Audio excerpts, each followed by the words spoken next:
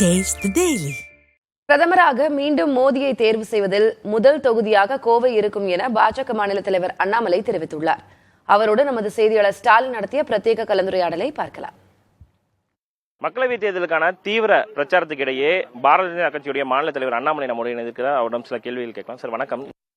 முதலமைச்சர் மு.க. ஸ்டாலின், ராகுல் காந்தி ரெண்டு பேருமே தீவிர பிரச்சாரத்தை உங்களுக்கு எதிராக மேற்கொண்டிருக்காங்க. கோயம்புத்தூர் கான்ஃபரன்ஸ் எப்படி இருக்கு, களம் எப்படி இருக்கு? முதலமைச்சர் அங்க அடுத்த 6 நாட்கள் அங்கேயே தங்கியிருந்தாலும் கூட, அங்கேயே படுத்து தூங்கினாலும் கூட, இந்த முறை பாரதிய ஜனதா கட்சி, தேசிய ஜனநாயக கூட்டணி, தாமரை கோயம்புத்தூர்ல மலர்ந்தே தீரும். பல காரணங்கள் அதுக்கு இருக்கு. அவங்க கடைசியில பணத்தை நம்பி இருக்கிறாங்க. இந்த மாதிரி ராகுல் காந்தி கூட்டிட்டு வந்துட்டோம், முதலமைச்சர் நாங்க வந்துட்டோம், நாங்க பணத்தை இறக்க போறோம். என்னதான் நடந்தாலும் கூட மக்கள் நேர்மையின் பக்கம் இருப்பாங்க.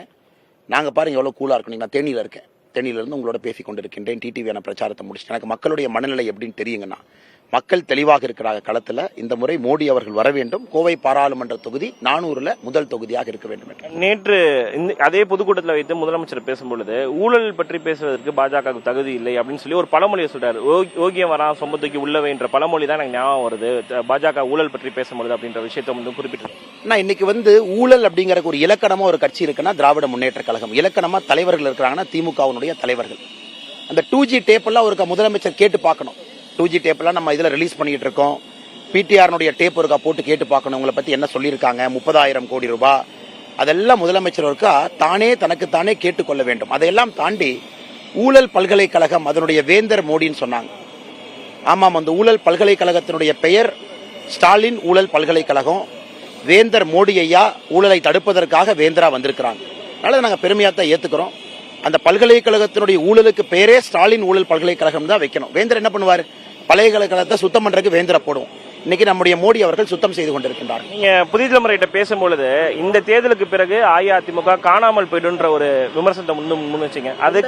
அதுக்கு எதிர்வினை ஆற்றும் வகையில அதிமுக போய் எடப்பாடி பழனிசாமி என்ன சொல்லியிருக்காருன்னா, உங்களால ஒரு கவுன்சில கூட ஜெயிக்க முடியல, ஆனா அண்ணாமலை எப்படி அதிமுக காணாமல் போயிடுற 2024 ஜூன் 4ஆம் தேதிக்கு பிறகு அதிமுகவினுடைய தொண்டர்கள் யாரும் எடப்பாடி தலைமையிலான அதிமுக இருக்க மாட்டாங்க. ஹைவே கான்ட்ராக்டர், மணல் திடறவன், விக்கிறவன், இவங்களுக்கு தான் சீட்டு. தொண்டர்கள் யாரும் இருக்க மாட்டாங்க. ஒரு பக்கம் டிடிவி தினகரன் இருக்காங்க, ஒரு பக்கம் ஓபிஎஸ் இருக்காங்க. ஜூன் 4ஆம் தேதிக்கு பிறகு உண்மையான அதிமுக தொண்டர்கள் எங்க இருப்பாங்கன்னு பாருங்க. தயநிதி மாறன் உங்களை பத்தி ஒரு கமெண்ட் குறிப்பிட்டாரு, உங்களுக்கு தெரிஞ்சிருக்கும்னு நினைக்கிறேன், ஜோக்கர்னு சொல்லியிருக்காரு. அதுக்கு உங்களுடைய பதில் என்ன? பிரதமர் பேசியிருக்காரு, நாட்டினுடைய பிரதமர் பதில் சொல்றாரு. அவ்வளவு பெரிய பாக்கியம் நான் செஞ்சிருக்கேன்.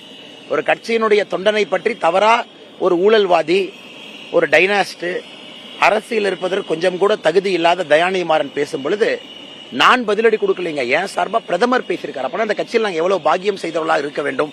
பிரதமரே ஓபனா சொல்லிட்டு போறாரு. தேங்க்யூ அண்ணா.